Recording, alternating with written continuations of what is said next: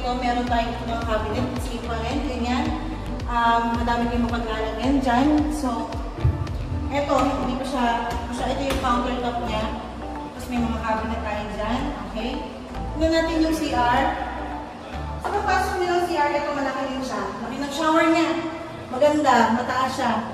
Tapos, kumpleto tayo. Ay, Hilux ang toilet natin, ang bowl.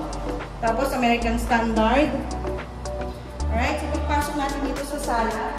Sa living room, ang laki niya. So, makikita niyo ang ganda ng pinaka-ceiling niya. May ceiling siya.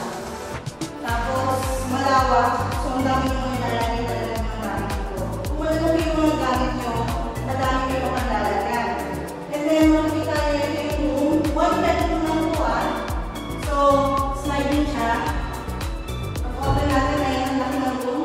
Open din yung refrigerator sa taas para pwede kayong mag-aircon dyan ng masasama na lahat. So, ang laki ng room, makikita nyo. So, hindi pa ito So, yung 1,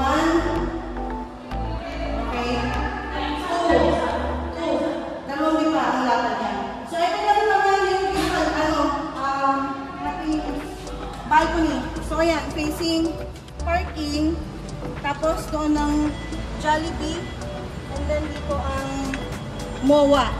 Alright? So, ito, kita nyo naman ang laki ng 1 bedroom natin. Tapos, ito, meron tayo dito window. So, mas maganda kasi papasok din ang hangin dyan. Alright? So, tara. Punta naman tayo sa ibang room ng dito natin tayo. Alright? 1 bedroom, same residences, 42.50 square meters. 1 bedroom. Thank you.